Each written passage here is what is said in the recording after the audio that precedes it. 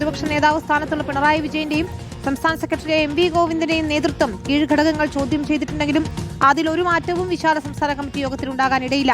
റഹീസ് റഷീദാണ് ചേരുന്നത്. റഹീസ്, തെരഞ്ഞെടുപ്പ് പരാജയത്തിന് പിന്നാലെ നേതൃത്വത്തിനെതിരെയായിരുന്നു വിമർശനം. പ്രത്യേകിച്ച് പിണറായി വിജയനെയും എം.വി. ഗോവിന്ദനെയും കേന്ദ്രീകരിച്ചുകൊണ്ടാണ് വിമർശനങ്ങൾ വന്നത്. സ്വാഭാവികമായും അവരാണ് തെരഞ്ഞെടുപ്പ് നയിച്ചത് എന്നതുകൊണ്ട് തന്നെ എന്താണ് തിരുത്തൽ നടപടികൾ ചർച്ച ചെയ്യാൻ പോകുന്നത് സംസ്ഥാന കമ്മിറ്റി യോഗത്തിൽ?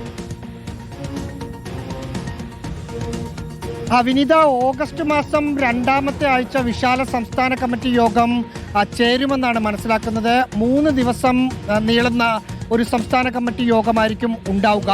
അതിൽ പലതരത്തിലുള്ള തിരുത്തൽ നടപടികൾ ഉണ്ടാകും എന്ന സൂചനയാണ് കേന്ദ്ര നേതൃത്വത്തിൽ നിന്ന് ലഭിക്കുന്നത്.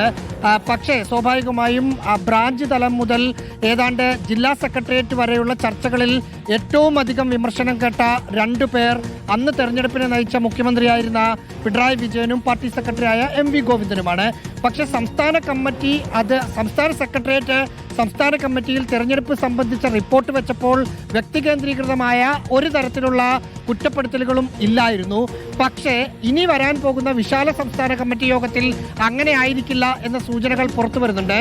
അത് പ്രധാനമായും പല നേതാക്കളും ഇപ്പോൾ തന്നെ ഉയർത്തിക്കാട്ടുന്നത് തോൽവിയുടെ കാരണങ്ങൾ ആർക്കാണ് വീഴ്ച പറ്റിയത് എന്ന് പറയാതെ ആ വീഴ്ച എങ്ങനെ തിരുത്താൻ പറ്റുമെന്ന് ഒരു വിഭാഗം നേതാക്കൾ ചോദിക്കുന്നുണ്ട്.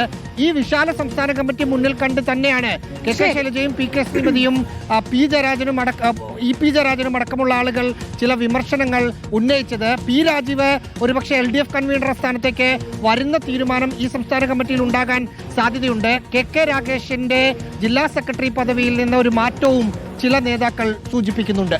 ശരി, ആ സൂചനകളൊക്കെ ശരിയാകുമോ എന്ന് നമുക്ക് കാത്തിരുന്ന് കാണുകയും ചെയ്യാം. ഏതായാലും വിശാല സംസ്ഥാന കമ്മിറ്റി യോഗം ചേരാനിരിക്കുന്നുണ്ട്. ഇപ്പോൾ കേന്ദ്ര കമ്മിറ്റിയിൽ ഉൾപ്പെടെ ഉയർന്ന വിമർശനങ്ങൾ, ഉൾപാർട്ടി പോരിലേക്ക് നയിച്ച കാര്യങ്ങൾ, പരസ്യ വിമർശനങ്ങൾ, ഇതൊക്കെ തന്നെയും ചർച്ചയാകും. കണ്ണൂരിലാണ് ഏറ്റവും കൂടുതൽ തിരിച്ചടി ഉണ്ടായത്, ഏറ്റവും കൂടുതൽ വിമർശനങ്ങൾ ഉയർന്നതും അവിടെ നിന്ന് തന്നെയാണ്.